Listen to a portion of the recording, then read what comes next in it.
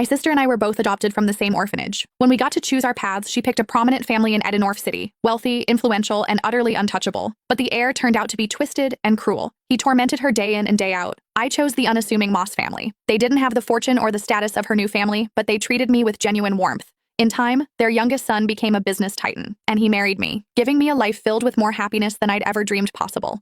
Consumed by jealousy, my sister secretly strangled me. But when I opened my eyes again, I found she had shamelessly stolen the life I'd built, this time, choosing the Moss family for herself. "Carmen," she sneered, "now it's your turn to suffer." I almost laughed out loud. Did she think the Moss heir was some simple jackpot?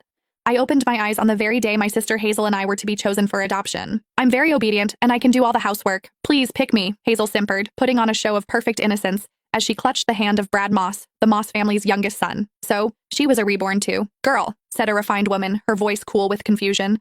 "I thought you said you liked our family." She was Alexander Moreland's mother. The Morelands were the first family of Edenorf's elite, though the heir himself, Alexander, was nowhere to be seen. "I changed my mind," Hazel retorted, shrinking behind Brad as if he were a human shield. "Is that a crime?" Mrs. Moreland's face tightened. "Such a fickle child is unworthy of the Moreland name." Then her gaze softened as she turned to me. "You seem like a good girl. Come with me. We have a son at home you'll like." I simply nodded and took her outstretched hand. A triumphant gleam flashed in Hazel's eyes, as if she'd just won a great victory, but she had no idea. While everyone feared Alexander's eccentricities, I was far more terrified of Brad, a guy as cold and venomous as a snake. In my last life, I had spent years desperately trying to escape his grasp. This time, she had unknowingly done me the biggest favor imaginable.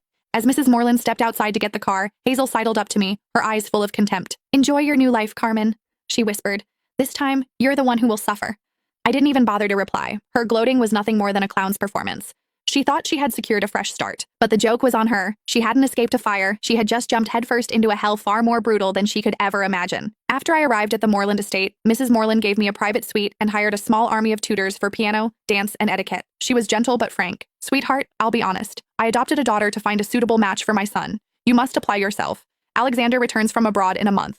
If he takes a liking to you, your future will be secure. Remember, the entire Moreland legacy will be his one day." I knew from my last life that Alexander had felt nothing but disdain for Hazel, and her time here had been miserable. I didn't dare hope the cold, aloof heir would favor me either. I needed my own plan for survival. A month later, the Morelands held a grand ball to welcome Alexander home. The elite of Edenorf were all there, including the Moss family, due to their close business ties. Across the glittering ballroom, Hazel spotted me immediately. Dressed in a virginal white gown, she glided over, her smile as sharp as a knife. "Enjoy the party, Carmen," she whispered. "Tonight will be the most humiliating night of your life." I remembered this banquet well from my last life. It was when she had first met Alexander. He had taken one look at her, frowned in disgust, and told her to get lost in front of everyone. She had shamelessly clung to him, declaring herself his future wife. He had kicked her away without a second thought, but I was reborn too. I knew how her